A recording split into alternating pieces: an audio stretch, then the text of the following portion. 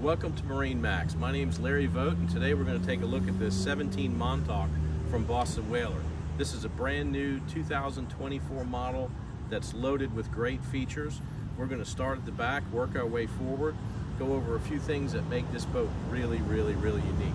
One of the things that makes Boston Whaler one of the best brands on the market is its quality of construction. You'll see that throughout the entire boat with high quality components, the fit and finish, the rugged durability, and these boats are 100% unsinkable.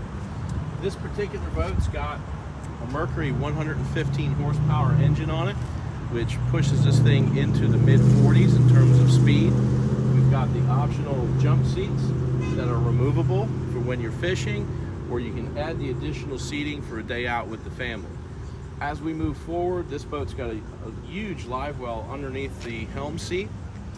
The boat's got full electronics package with a SIMRAD, GPS, sonar with side view and down view, a VHF radio, stereo built in with JL speakers. It's a fantastic system. As we move forward, we're going to see the fishing package, which includes this storage on the side of the console. We've got a cooler seat in front of the console with a backrest that will accommodate 4 fishing rods.